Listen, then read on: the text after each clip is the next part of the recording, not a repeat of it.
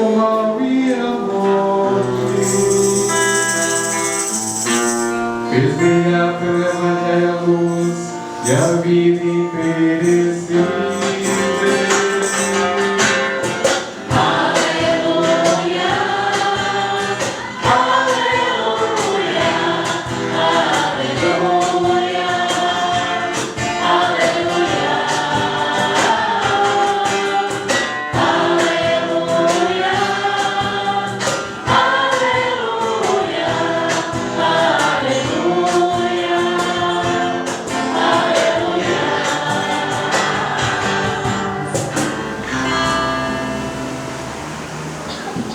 O Senhor esteja convosco.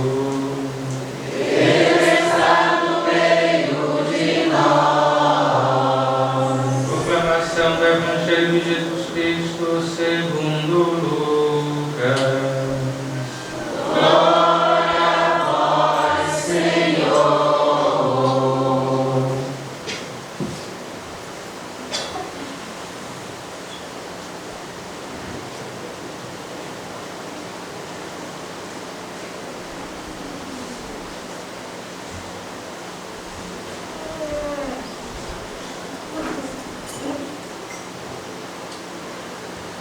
Naquele tempo, todos estavam admirados com todas as coisas que Jesus fazia.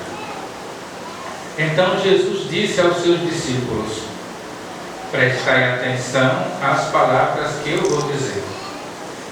O Filho do Homem vai ser entregue nas mãos dos homens. Mas os discípulos não compreendiam o que Jesus dizia. O sentido lhes ficava escondido, de modo que não podiam entender. E eles tinham medo de fazer perguntas sobre o assunto. Palavra da salvação. Glória a vós, Senhor.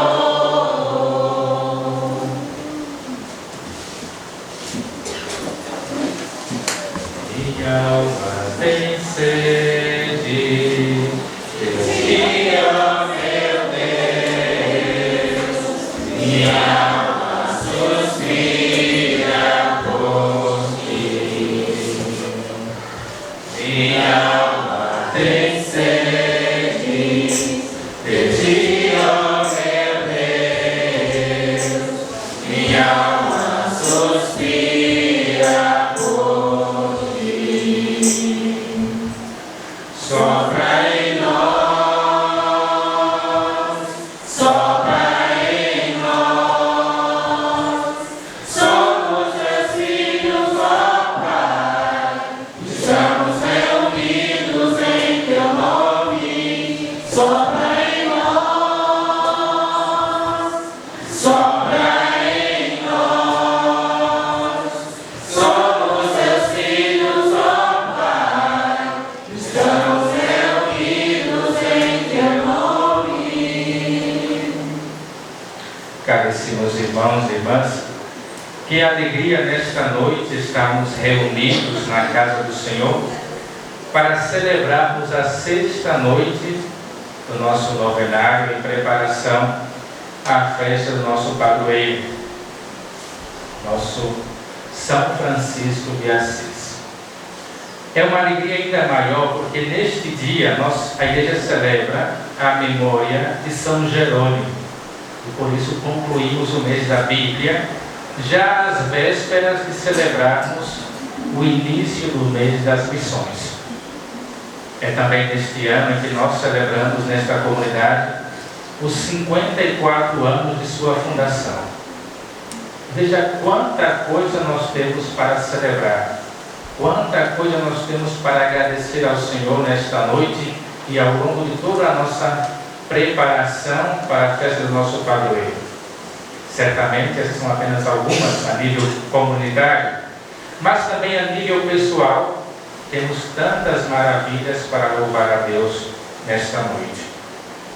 E de modo particular homenageando aos ministros extraordinários da Sagrada Comunhão e à juventude. E por extensão também homenageamos a todos os fiéis que pertencem a esta comunidade. Celebrar a festa de São Francisco, assim como também celebrar a festa de qualquer um dos nossos santos padroeiros, é para nós motivo de honra, de alegria, mas também motivo de compromisso.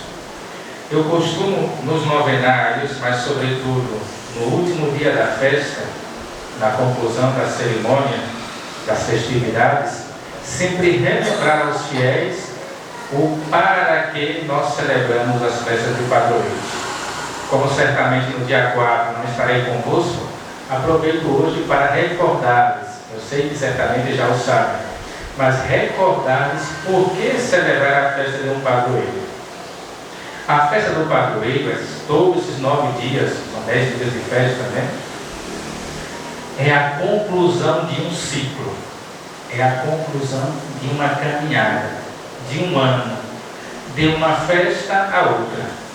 Ao concluirmos aquela festa do ano passado, certamente ainda estávamos um pouco temerosos com relação à pandemia, e chegarmos na festa deste ano, já um pouco mais livres, quanta coisa nós temos para agradecer a Deus, quanta coisa nós temos para apresentar ao Senhor como dons de gratidão.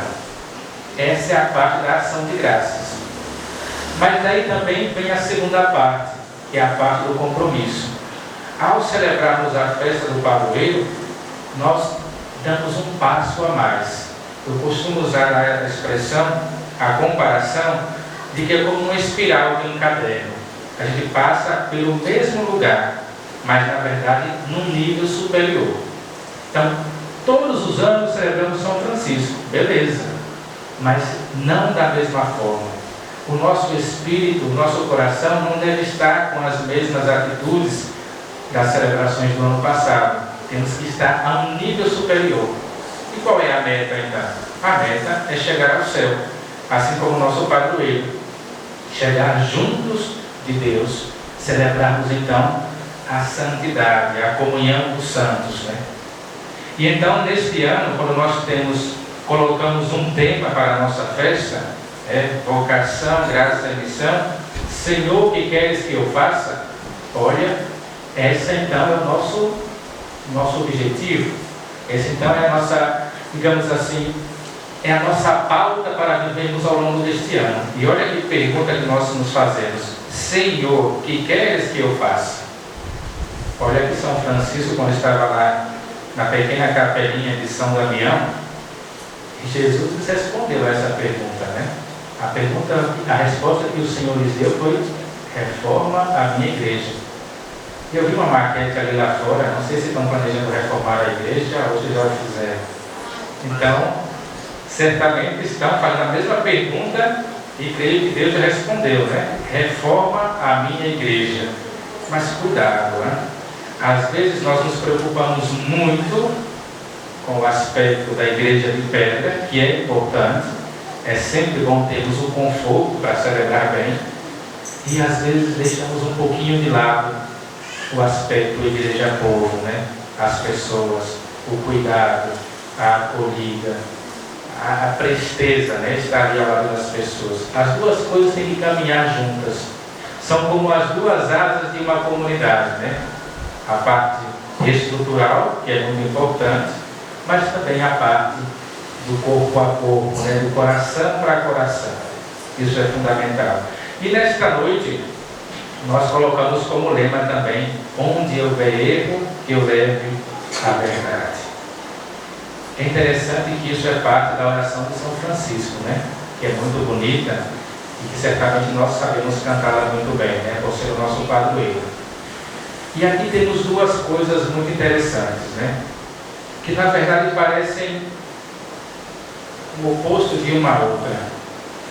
Só que o oposto de erro, na verdade, é acerto. E o oposto de verdade é mentira.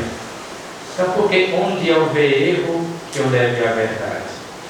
Porque, na verdade, quando se há verdade no que fazemos, quando há verdade naquilo que dizemos, nós erramos menos. Já se deram conta que o mentiroso ele precisa estar todo o tempo se preocupando em contornar todas as situações para ele não errar e não ser pego na mentira?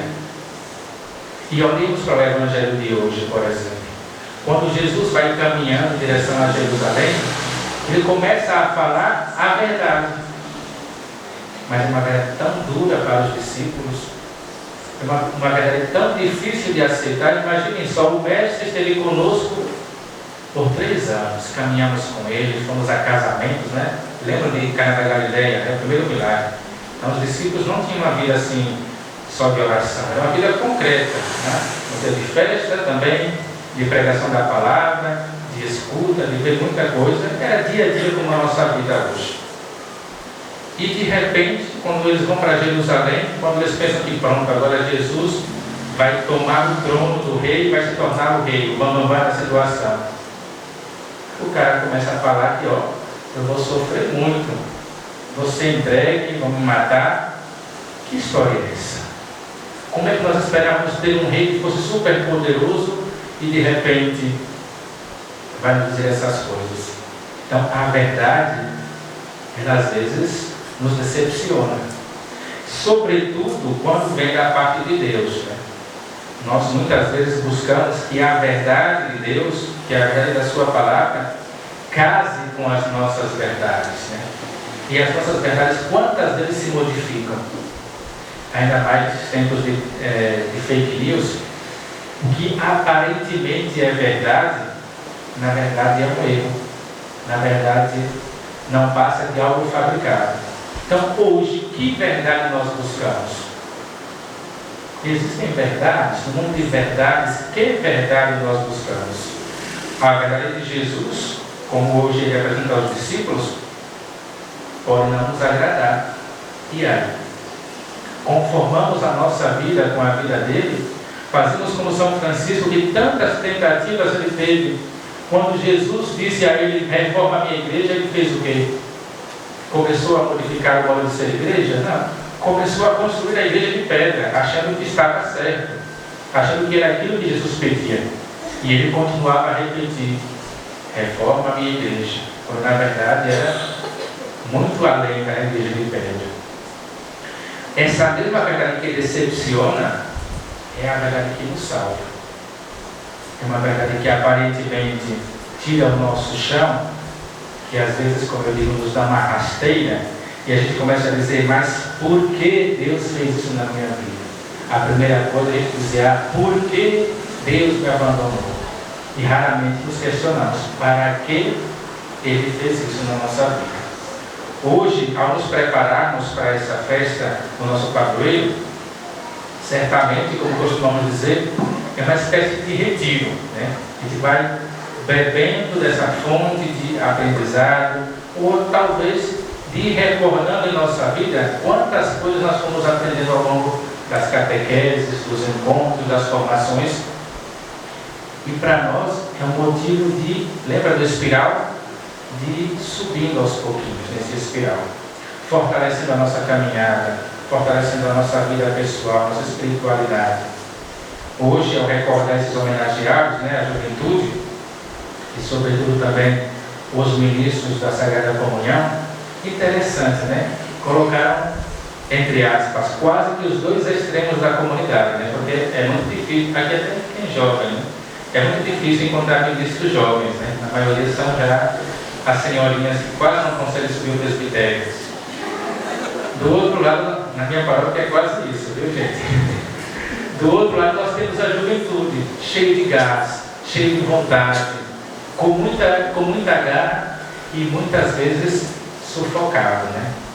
Então, ao colocarmos esses dois quase que extremos, dizia eu, né? Que nós possamos aprender uns dos outros, né? Aprender da experiência, beber dessa vivacidade, dessa coragem, dessa vontade de se entregar e não ter medo. Não ter medo de abraçar a verdade que Jesus nos coloca, a verdade dessa palavra, a verdade dessa doação, dessa entrega, desse dizer sim, assim como São Francisco fez, né? Quantas vezes até mesmo sem entender, mas se abandonar à vontade de Deus. Peçamos, portanto, nessa noite, a intercessão do nosso padroeiro, para que a nossa caminhada de fé seja fortalecida e enriquecida com a verdade, com V maiúsculo. Que assim seja. Amém.